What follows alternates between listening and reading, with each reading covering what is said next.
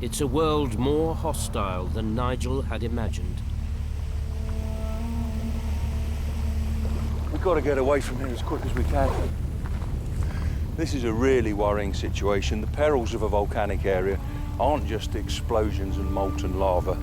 An active volcano like that is going to be seeping gas.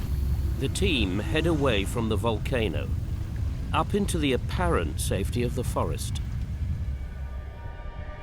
But is it a case of out of the frying pan, into the fire?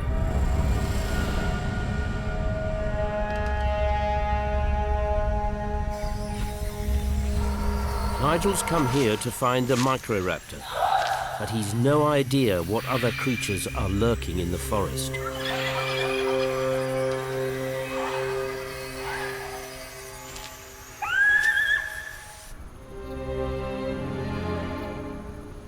A freshwater lake seems the safest place to make camp. They are magnificent. These certainly aren't the four-winged Microraptors. They're not dinosaurs at all. They're a type of flying reptile called pterosaurs. They're part of an exclusive group.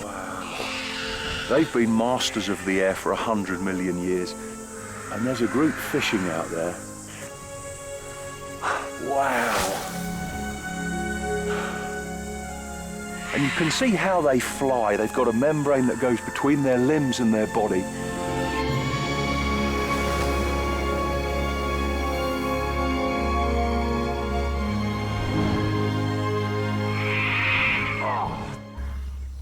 Meanwhile, in prehistoric China, Nigel and his team are on the trail of the Microraptor.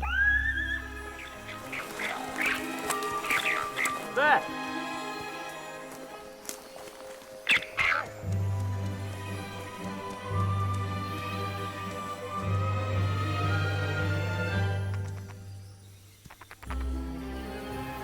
I wonder if this is our tent, Rick.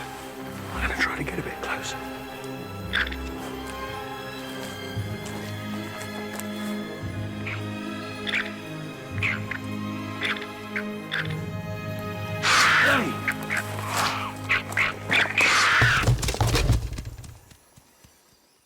Him nibbling away at the ferns, and I'm certain this isn't the creature that ripped through our tents. Those big buck teeth. Microraptor doesn't have teeth like that. And the feathers are on the front limbs.